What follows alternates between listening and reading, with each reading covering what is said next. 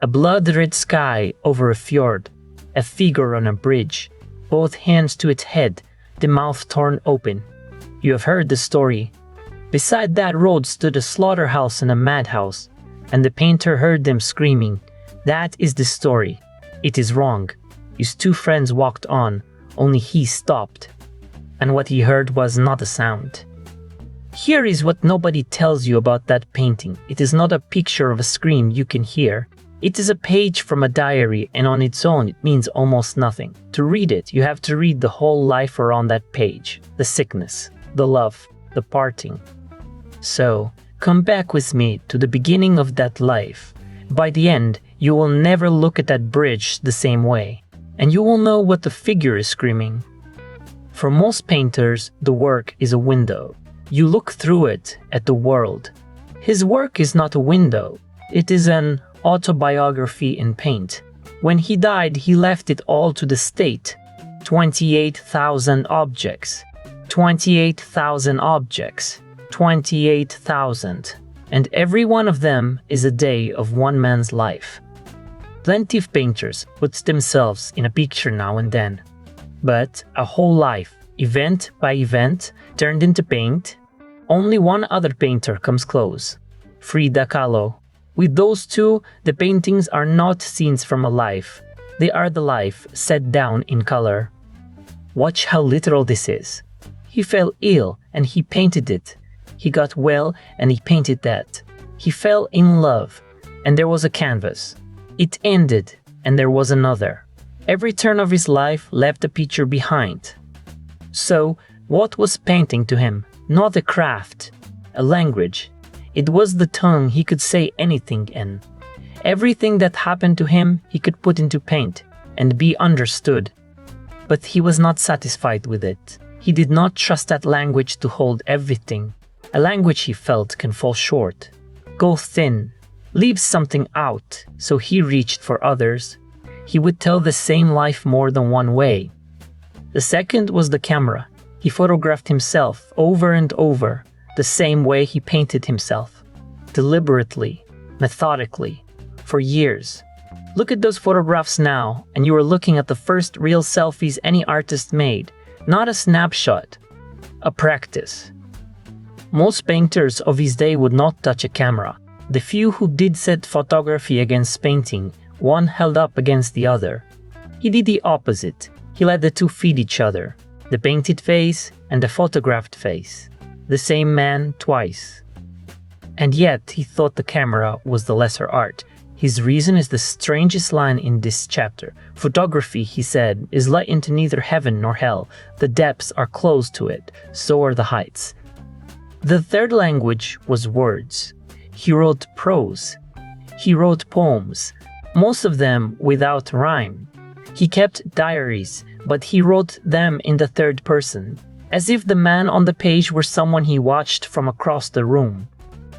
Paint, photograph, word, 3 languages for one life, and he threw none of it away. Not a note, not a scrap. He could not sort his own papers, because he could not decide which one was safe to lose.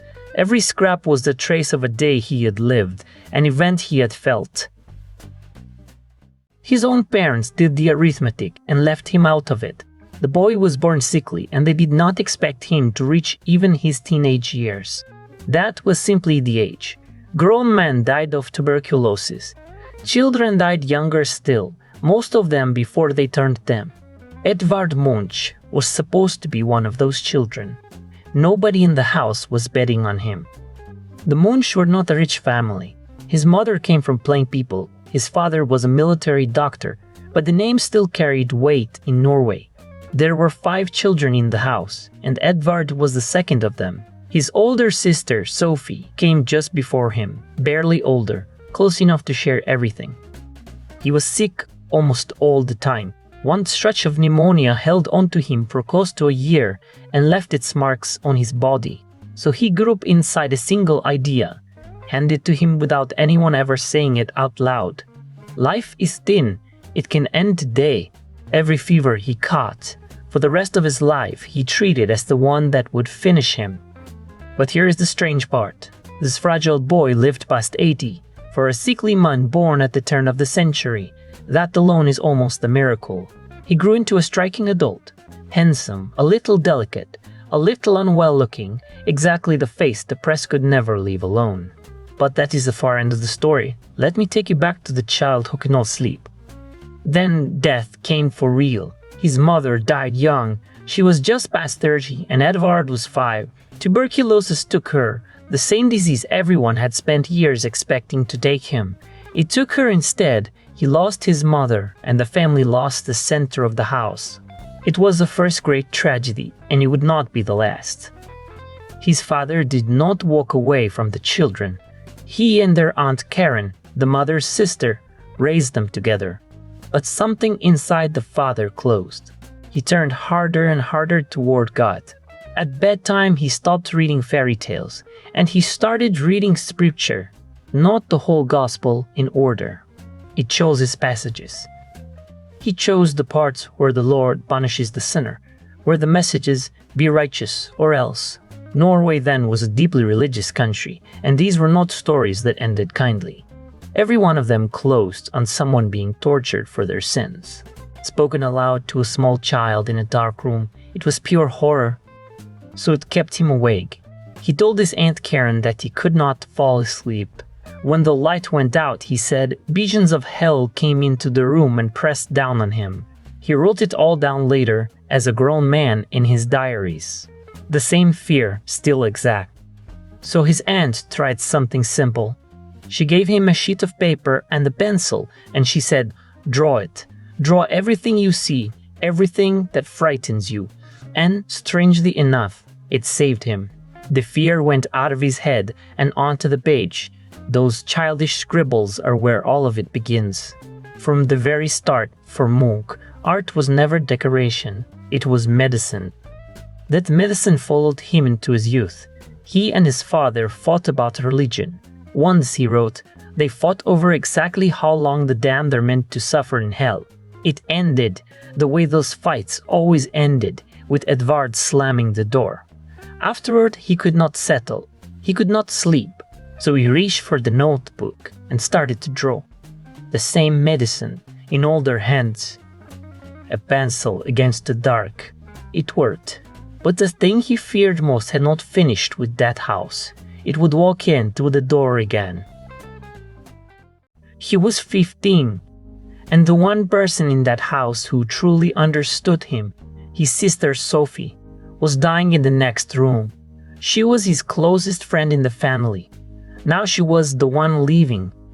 Of everyone in that family, Sophie was the one he loved most. The warmest bond he had in that house. His closest friend, which is why what happened next split his life in two. His father was a doctor, a military doctor, and at his daughter's bedside he did nothing to save her. He walked to the room with his hands folded in prayer and said it was all in God's hands now. His son watched him do it. Then Edvard asked the question a 15-year-old asks, why will you not cure her yourself? Why will you not call someone who can? He never forgave his father for choosing the prayer over the cure. When Sophie died, a second wall went up. This one between Edvard and God. We trusted you with her, he said. With her life, she had done nothing wrong. So what was this? If you could see how much she meant to me, why take her at all? He decided then that he would not believe in a God like that. He would not lean on one. But you cannot simply walk out of God. Not in a country like that.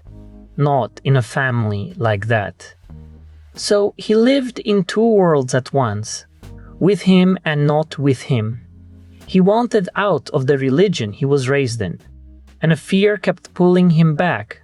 The fear that sinners get punished. He never fully left. And he never fully came back. He stayed in the doorway for the rest of his life. His mother had died when he was a small child, too small to understand where a person goes. This was different.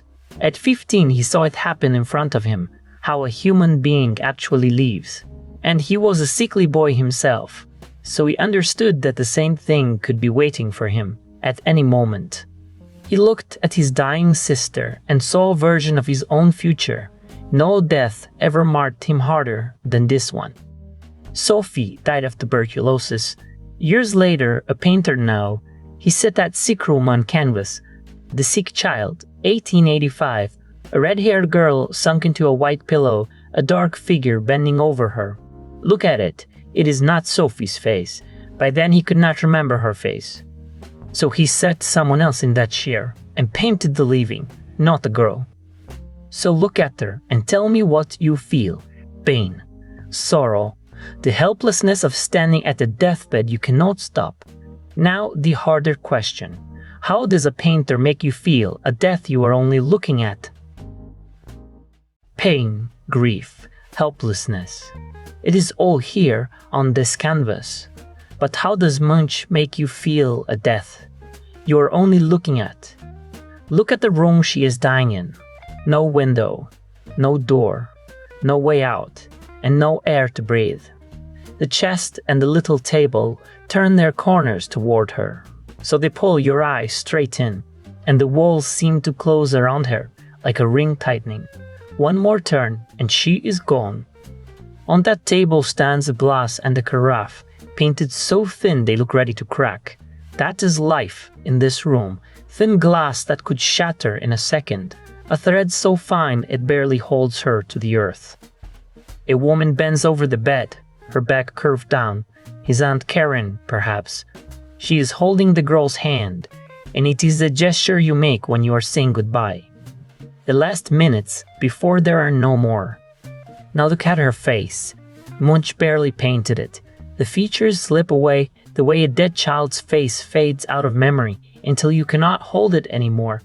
He could no longer see Sophie clearly, so he left her unfinished, and the blur does the work. She is dissolving into the room.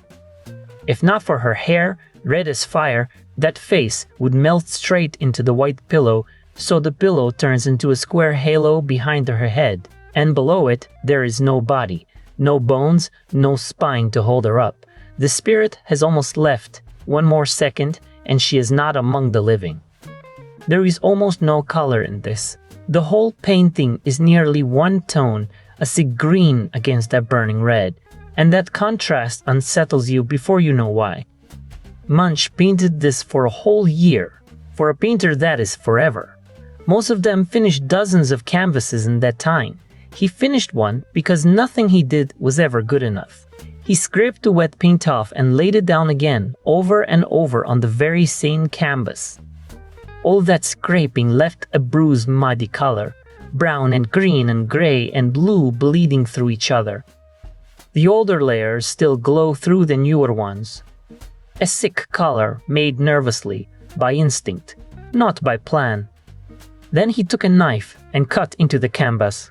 Only after those cuts did he feel he had said everything. The cuts are not damage, they are part of the picture. In 1885 he hung it in a show. The public was not moved, but it was not the dead child that offended them. Dying children were everywhere in that world. They called it the age of the pillow. Because children died so often, it was an ordinary thing to paint. What offended them was how he painted it. His contemporaries painted the very same deathbeds like photographs. Look at Christian Krog. Look at Hans Heyerdahl. Every fold of cloth, every finger, sharp and exact. Krog's canvas looks like a photograph caught in a single frame. So next to them, Munch's blur looked like a cheat. So the critics wrote, "Is that a hand? It looks like a fish in shrimp sauce." The kindest service you could do Edvard Munch, one of them wrote, is to walk past his painting in silence. The picture proves not only no talent, but laziness. Then Munch nearly died himself, of pneumonia. Out of that illness came another canvas spring, 2 women by a window full of light, but the sick child still echoes underneath it. He was living his own recovery through her, through the dying girl he could not stop painting. The public called it a fish in shrimp sauce. Munch called it one of the most important things he ever painted. He came back to it every 10 years, in oil and in print, still wringing the same grief out of himself. It never fully came out. To see why, You have to know what he believed was hunting him. Two forces owned him, he said. The hunger to love, the pull toward death. From the day he was born, he wrote, 3 angels stood at his shoulder: anxiety, worry, death. He would wake in the dark, look around the room, and ask himself one thing: am I already in hell? At the end of that century, a doctor in Vienna gave those two forces their names. Sigmund Freud called the first one Eros, the hunger to love and to be loved. The second he called Thanatos, the fear of death and the craving for it in the same breath. Most of us are pulled a little by each. Munch was not pulled a little. By each.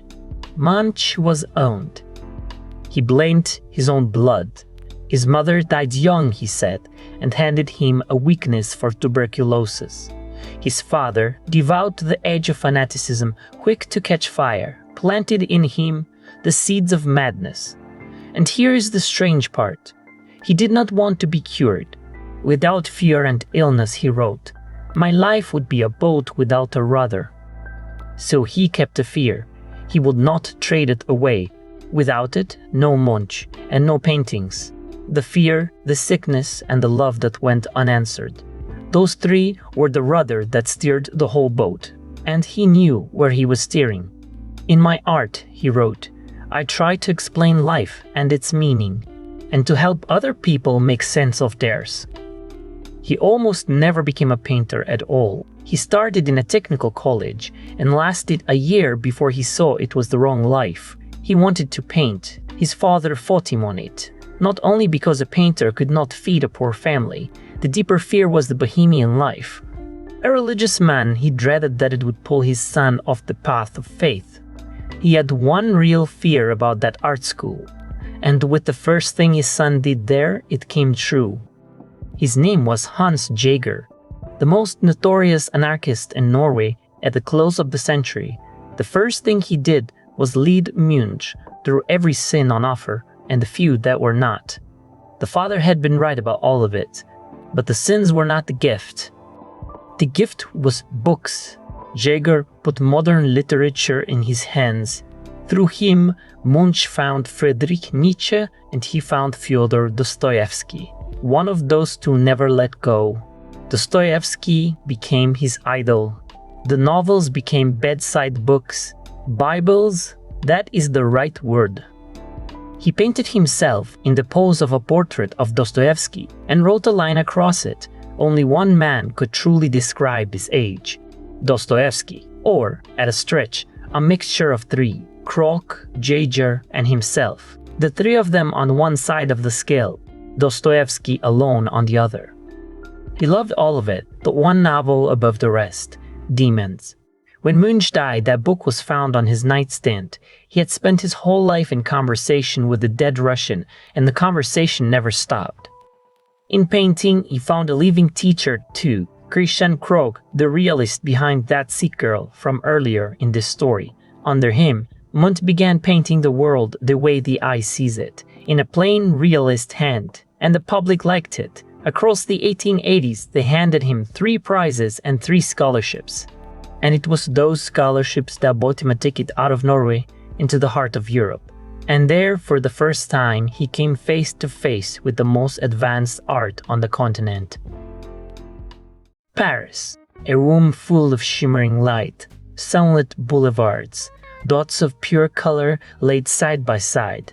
Impressionism at its loudest, Munch stood in front of it and felt nothing. It was all surface. He wanted the inside of a feeling, and the inside of a feeling. Look at how Monet paints a street. The whole crowd moves, the light hums, but you never learn whose eyes you're borrowing. Nobody in particular is watching. The street simply happens. Moon paints a street too. But he sets one man at the railing, and the whole boulevard becomes what that one man sees. But something the Impressionists lived on is missing. No flow, no vibration, no bustle, no rush. Here is the split his whole life turns on. Impression is what the world does to your eye from the outside. Expression is what happens inside you. To Munch, the Impressionists were empty. because the inside was not there. He winked toward expression. He tried the other road out, painting in dots. Thousands of tiny points of pure color, the method of Syrah and Signac. He tried it once. Too slow, he said. Too tedious. He could not see the point of it, so the dots were a dead end. 2 painters showed him the road out. Their names were Paul Gauguin and Vincent van Gogh. Van Gogh was the one he burned for, and the one he never once met. By the time Munch reached Paris, Van Gogh was already in his grave. Start with Gauguin. His vision, as to the sermon. In front, real mans kneel in prayer, but the ground behind them burns red, and a bare tree splits the canvas in 2. On the far side, on that red earth, Jacob wrestles an angel. 2 realities on one board. One you could photograph, one nobody could, because it is happening only inside the nuns' heads. Now, Munch does the same thing, but he turns it inward. Melancholy. A man sits on the shore, head propped on his hand, a fjord stretching behind him. Bright color, a black contour that runs soft and viscous. That much is Gauguin. But watch the colors bleed.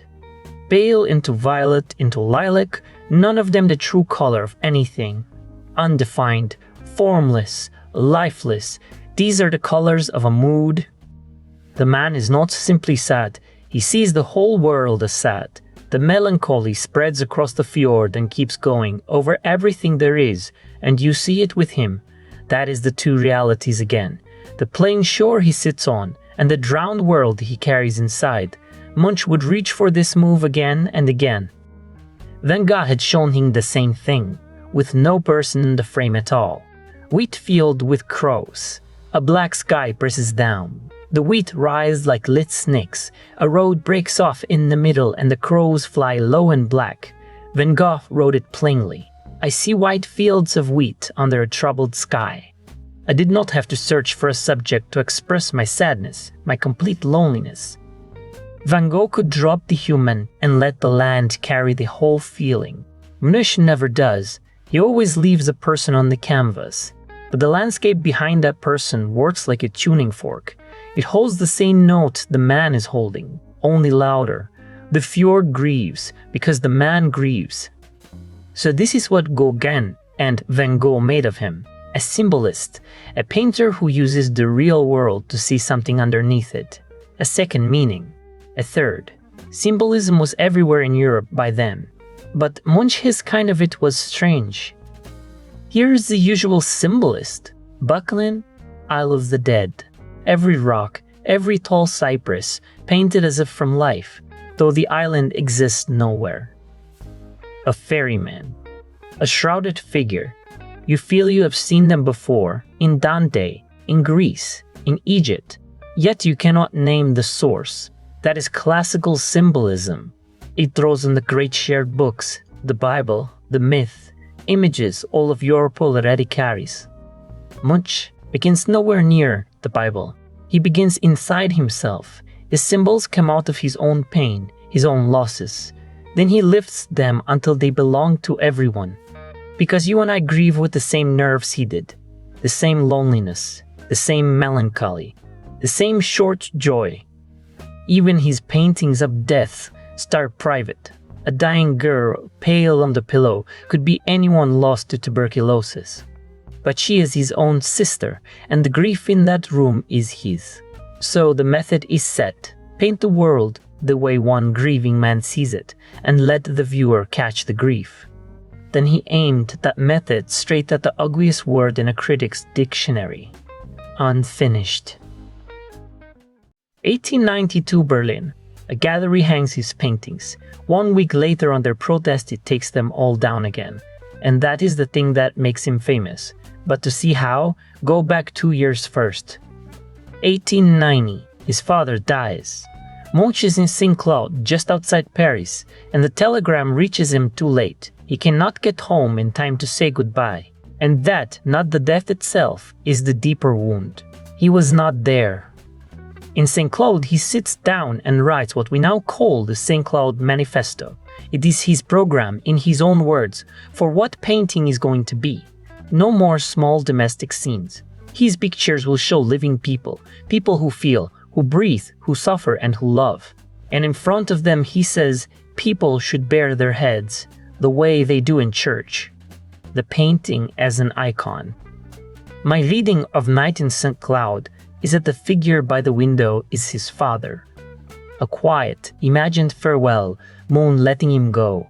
Look how the shape dissolve into the dark, and the window frame with its reflection makes two crosses, standing in for the religious man he is releasing. 1892, he shows his work in Norway. Nothing warns him of what is coming. A German painter walks in and invites him south. Come to us, he says. We have a group, the Secession, modern men, symbolists, young like you. And Munch says yes. He hangs his canvases in Berlin. The show opens and it survives exactly 1 week. The Secession painters themselves turn on him, furious, demanding to know where this man even came from. And the public will not stand for it. You cannot show work like this, they say. Close it immediately. And within the week, it closes. Then something strange happens. The scandal turns into its own advertisement. Black publicity. Suddenly, everyone wants to know what Munch put on those walls that the whole city stood against. So the exhibition travels, city after city, Paris and on across Europe, and it does well. He comes home with a name, the scandalous painter, and the journalist will keep writing that name for the next 50 years. So what were they actually attacking? First, his hand. A careless smear, they called it. Pictures that always look unfinished, thrown down by a lazy arm. And the infuriating thing was that the talent was plain to see. To them, that only proved he was too lazy to finish, unwilling to work on himself. Second, and worse, subjectivity. To a man outside Paris in the late 1800s, painting your own private feelings was not allowed. A picture was meant for gods and national heroes, not your friend, wrecked over a woman who left him. Where does that belong on a canvas? Unfinished and subjective. Those are the two charges, and on both of them the age undersold him. But he had an answer, and it is one nobody argues with now. He sees only the essence, so he paints only the essence. A picture is finished when he has said everything, not when everything is drawn. Why render every stone, every wave breaking on the fjord, if you already feel what the picture is about? The unfinished look was never laziness. It was the whole point. Overnight he was famous for a failure. He came home the scandalous painter, no longer the realist he had once been. And what he painted next would turn even love into a wound. Picture a wall with no gold frames, just white borders around every canvas and hung along them in order the whole story of one love. Munch called it the frieze of life, and he worked at it from 1892 to 1903. 11 years, a poem of life, love and death, he said. The white border around each picture is not decoration. It is a ribbon of time, a river, and each painting sits on it like a marker, fixing one moment that mattered. He split the river into 4 walls: the birth of love, flowering and decline, fear of life, and death. 4 stages in that order. Start at the first wall, the birth of love. Say those words and you already picture something pink, soft, warm, a little airy. 2 young people in a garden. Now look at what Munch hung there instead. None of it is soft. This is a completely different painter. Here is the first canvas. A woman in a long white dress, standing among tall dark pines at dusk. The shore and the water behind her. It is called the voice, and something is wrong with her. She looks pasted onto the landscape, a cutout laid over a background that was painted without her. Take her away and the scene turns almost rainbow. Put her back and the whole thing goes uncertain.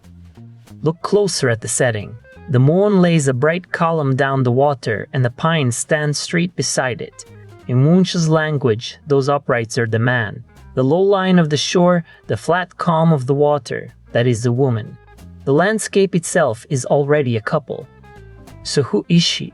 Probably not a living woman at all. The story goes that she is a ghost, the ghost of the first and strongest love of Munch's life. Her name was Millie Thaulo, and it began in 1885. Hold that name. Millie was married. Worse, she was married to the brother of Munch's closest friend, Fritz Thaulo, so it could only happen in secret, behind drawn curtains, and it was doomed from the first day. In Norway then, love ran on rails. A young man courts a girl, asks her parents, then marriage, then children. There was no real this could run on. Then, in 1892, Millie told him she was ready to leave her husband. His heart must have jumped, but not for him, for another man. To Munch that was a betrayal, and they ended it. And still she would not let go of him. Years later, inside other relationships, he kept circling back to her face. Now the dates matter. The Voice, 1893, The Kiss, 1897, both painted after Millie was gone. So this is not young love as it happens. This is love remembered by the man it wounded, looked at from the far side of the break. That is why the tenderness has a raw edge. So here is The Kiss. Two figures folded into one embrace, hidden in a closed room, wrapped in a cocoon where the world outside stops existing. His first biographer, a close friend, looked at it and saw no romance at all. He saw a lake of molten flesh, a single point where the two dissolve heroed, like a huge ear gone deaf from the boiling of blood. And that is Munch's real subject. Not two people becoming one. Two people who cannot pull apart. Their faces dissolve, and in the merging, something of each is erased. This is not partnership. It is a painful dependence dressed as a kiss. And on the next wall, it only gets darker. A woman bends over a man's neck. Her red hair spills down across his face, and it runs like blood.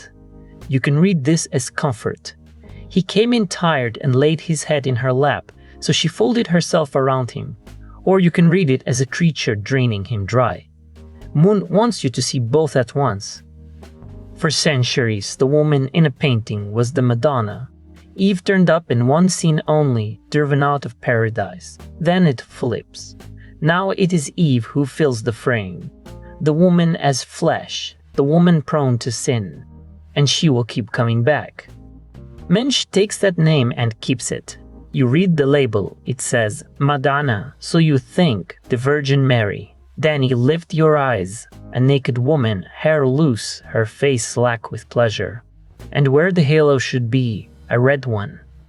For Munch, the woman is a natural force, and nature to him is chaos. Where there is a woman, there is chaos, and where there is chaos, a woman. So his Madonna does not come down from heaven. She rises out of chaos and out of nothing, the way Venus rose from the shell.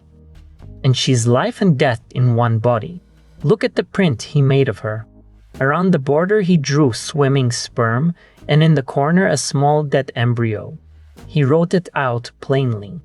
Life and death join hands, and the chain closes that binds 1,000 generations of the dead to 1,000 still to come. This is the second half of his great cycle on love, its rise and its fall. At the start of it, the kiss. Here, the vampire. The comfort turns into kisses, and the kisses turn into a vampire's. She drinks his blood. Her hair pours down his face in red streams and wrings the spirit out of him until there is nothing left. Then he lines up 3 women on one canvas. On the left, a girl in white innocent set into the landscape waiting for love. In the middle, a naked woman in a haughty pose of dominance, ashamed of neither her body nor her hunger. And on the right, the lady in black, death and solitude. Off to the side stands a man. He watches all 3 of her, all her changes, and he cannot understand what is happening to her. Her world is far away and shut to him. That is the rule in Munch. Between a man and a woman, the barrier never drops. They talk through it, and it is never a fair match. One of them always looms over the other. He gave the picture a second name, the Sphinx. The old riddle asked about the 3 ages of a man, crawling at dawn, walking at noon, leaning on a stick at dusk. Here they become the 3 ages of a woman, and the man at the edge cannot answer her. He puts the whole thing in one line. The ancients were right, he said. Love is a fire, and like a fire it leaves only a burnt-out ruin behind. So he painted the ruin. A woman in white, her arms flung over her head, and behind her a man crouched low in a black wood burnt down to nothing. One canvas he built out of a real betrayal. A friend of his fills the foreground, pale and huge and sick with jealousy. Behind him, in a scene staged like Adam and Eve, his wife takes another man. That wife had been Munch's own second love before she married the friend, and it was she who asked for an open marriage. It ended the way his stories always end. She ran off with one of her lovers to Tiflis, and there, when she started flirting with someone new, he killed her in a fit of jealousy. She died young. So this is the whole of what a man and a woman can be for him. Either the barrier, 2 people who never reach each other, or the opposite, a sick fusion where they cannot pull apart, the kiss, the dance, the vampire. And the picture at the center of it all was neither the scream nor the Madonna. It was a crowd dancing, and he believed everything else in his work grew out of it. Watch the man in it. He never leads. He is spun and drunk and happy, while the woman turns him any way she likes. For Munch, it always ends in the same place. One person, alone, and death coming for her. Look at this street. Evening in the town, the respectable people out walking coming straight at you. Good coats, good hats, the pillars of the place.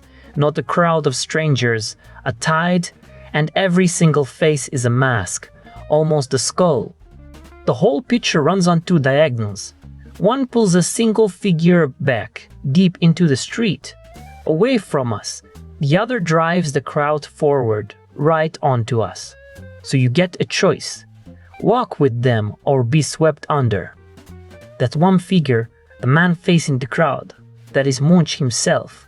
He said as much.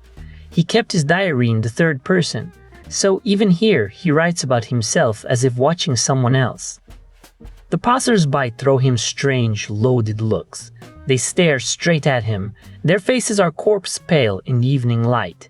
He tries to sink into his own thoughts and cannot. His head is empty. He looks up at a far window and another body steps into his path. He trembles from head to foot, soaked in sweat. You want to say he painted it dark because he was a dark man. Partly true, but there is a harder reason. He painted it this way because he saw nothing else. The black is not just a mood, it is a report. Look at what stood around him. His closest friend, his own teacher, and the teacher's wife. One love triangle, and Munch the accidental witness to all of it. Betrayal, illness, children dead, grown people dead. That was the view from his window. Now put Van Gogh beside him. Same years, a life just as tragic. But Van Gogh looked up and saw happiness. His brother, his brother's wife and child, his friend the postman, Roulin, ordinary people all around, so he understood his own misery was local. He's alone. Munch looked up from the same century and saw the exact opposite, melancholy spreading across the whole world, happiness out of reach, and not for him alone. Everyone betrays everyone.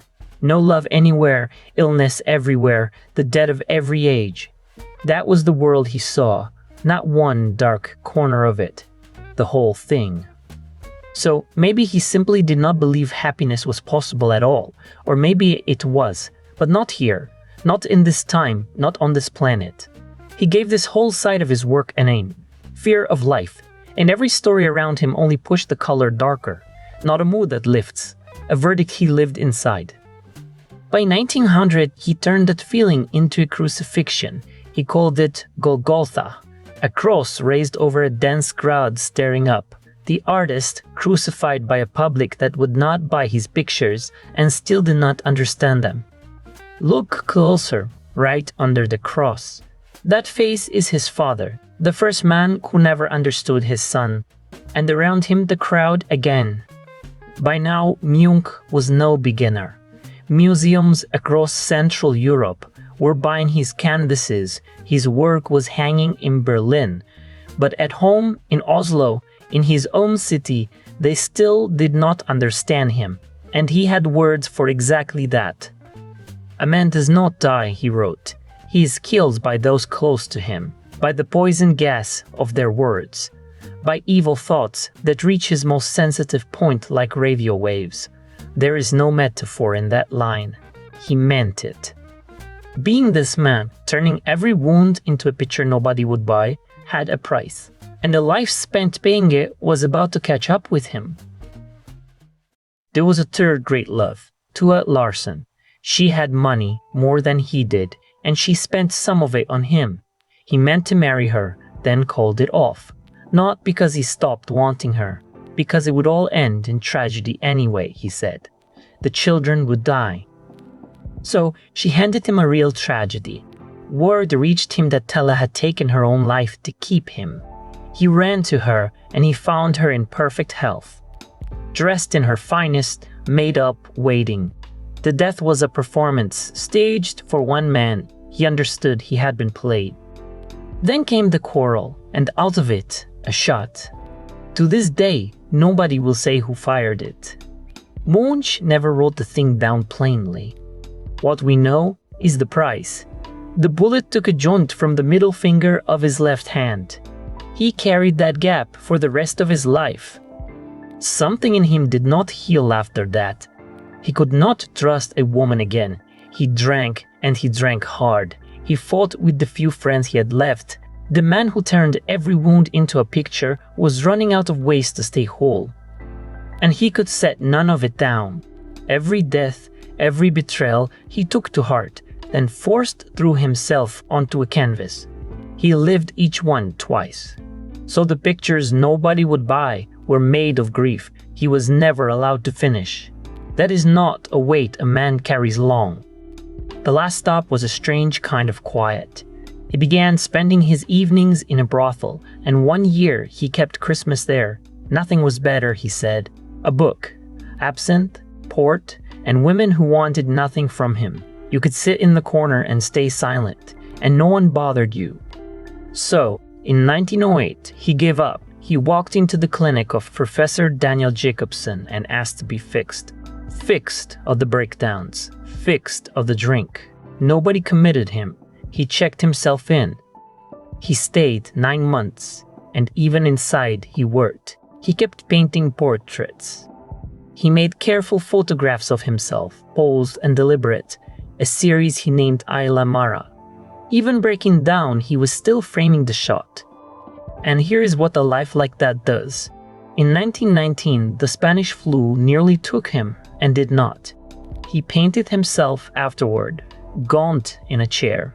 His verdict on surviving, he was not righteous enough for God to save him. So it must be demonic forces keeping him on this earth. Even death would not have him. It happened once more at the end. Into the 1940s, an old man, he waited for the Nazis to come and destroy him. They came, and his paintings pleased Göring, and he was spared. The strange part is what he felt. Not relief. Surprise, alive again, uncondemned again, and unable to see why. Fate never handed him back to people. After 1909, he never set foot in Europe again. In 1916, he bought a house at Ekeli, outside Oslo, and shut the door. Friends came, the odd journalists, patrons who wanted their faces on his walls, and to them he put it flatly, everyone wants a portrait. Nobody wants to be left holding art. He died in 1944. Look at the self-portrait he left, the old man standing between a tall clock and his bed. It reads like a man closing his own accounts. Now look at the clock, it has no hands. A clock already stands for how little time we get. This one has lost its hands and its pendulum stopped. Full stop. And yet, go back to the day he left that clinic. While he was inside, the world outside had changed its mind. In 1908, the Oslo Museum had bought his paintings. In 1909, the University of Oslo handed him 11 walls to fill, a mother nursing the young, an old man passing down what he knew, and a son. Look at how the paint itself had changed. The same fury in it, but new color, new light. Stand in front of the sun, and it does not read as recovery. It reads as a resurrection, a religious thing, a soul remade. He walked out of that clinic into a world that had, at last, decided he was a genius. But the painting you came here for was made 15 years before that gunshot. On one evening, on one bridge. He once painted a small child at a deathbed. She is trying to shut her eyes. She does not want to see it. She does not want to know, and the silence around her is deafening, worse than any scream. Look at where he puts you. Even when the space is wide, the door stays shut. There is no way out. And then he painted the scream itself. Think about what that child is doing. Her hands go up to cover her ears. This is refusal. It is not true. I will not know it. And the silence turns deafening, gutting at the ears, alive in that one small gesture. And it is worse than any scream, because it is a child who feels the whole horror of it. A silence louder than a scream. Before the scream, there was a quieter picture. He called it despair, a figure leaning on a railing, the sky already turning red behind him. And it is the direct ancestor of the most famous scream ever painted. He wrote the moment down, the 22nd of November 1892. I was walking along a path with 2 friends, he wrote. The sun was setting. Suddenly, the sky turned blood red. I stopped, exhausted, and felt an infinite scream passing through nature. Those are his words.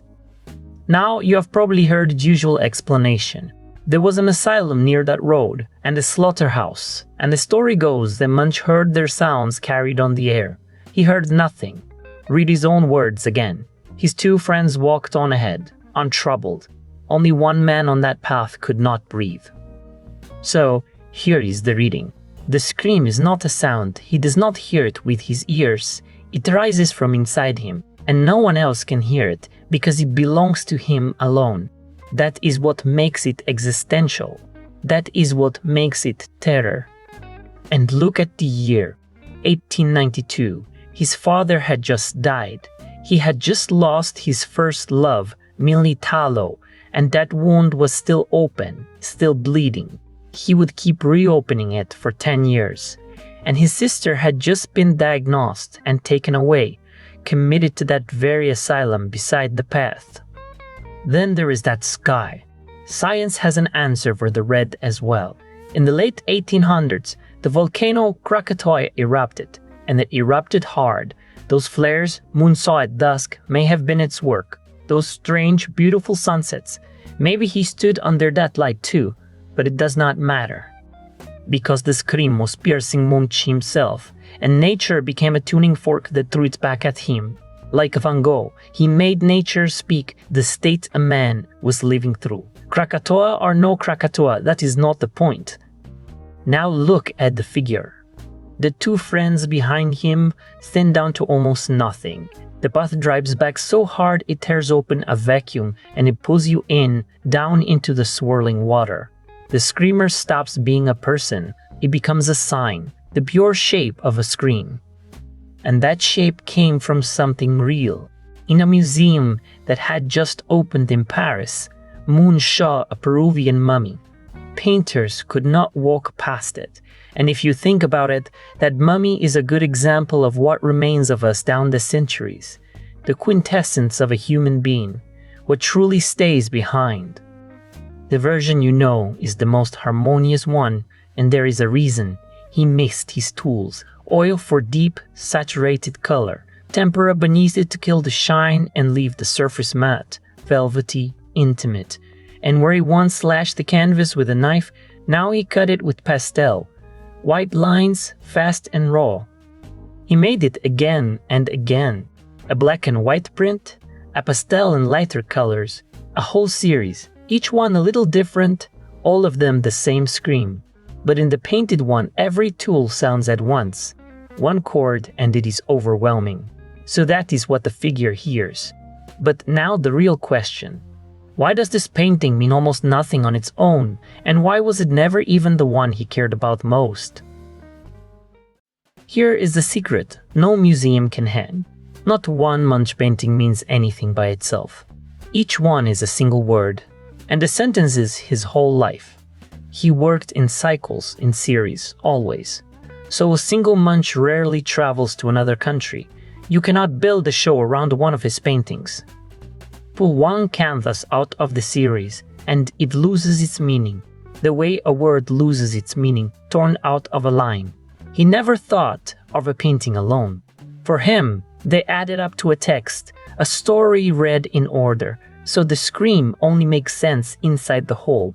And his own favorite was never the scream, never Madonna. It was a dance of life. Why a cycle at all? He answers that himself.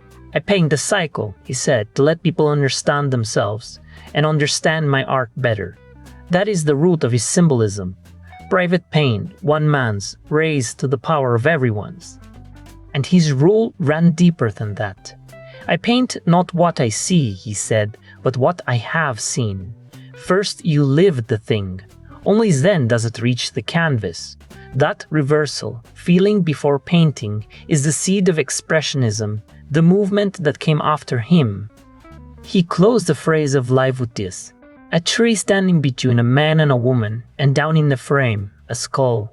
Metabolism, he called it, his credo. The tree of life sends its roots down into death and draws its strength from there. Life and death are one circle. You cannot cut it. So come back to where we started. The blood-red sky, the figure, the screen on the bridge. There was no sound. The scream was his own, from the inside. His father freshly buried. His first love gone for good. His sister just locked in the asylum beside that same road. He took the worst evening of his life and made it into a sign. You know, in a single heartbeat. That is what the scream is about. Not a noise in the world. A noise inside one man painted so exactly that it became yours. And it is only one word. Pull it out of the cycle and it looks like a man losing his mind. Which is why he begged you to see it whole. They called him a painter of darkness. He was certain he was doing the opposite. Look at the last painting I want to show you, a mountain of human bodies climbing. He called it Human Mountain, or simply, Towards the Light. For me, of everything he made, this is the painting that says the most about his whole life and work. And we read it the way we read every Munch, by its color, its composition, its space, its shadows, and the manner of the brush. Many call his work depressive, heavy, black, made through pain and bitterness, and they are partly right. But look again at the mountain. Someone cannot even reach the first ledge. Someone falls from the second. Someone holds another up. And on the highest ledges, no one has reached the sun yet. So here is how I read his painting. Not a grave. A place for a battle. Munch is black. Yes. But he is fighting to break through to the light. He is not the demon who proclaims the dark. He is the knight who fights it.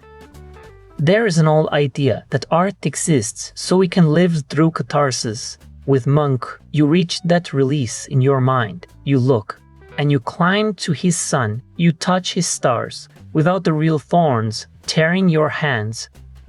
And Munch wrote this down. My art gave my life its meaning. Through it, I reached toward the light, and I felt I could bring that light to others. They call him the painter of despair. I think they have it backwards. He did not worship the dark. He fought it, canvas after canvas, climbing toward a light he mostly could not reach. And he handed us the whole climb, so we could stand at the top without the wounds. And if this is your kind of thing, subscribe.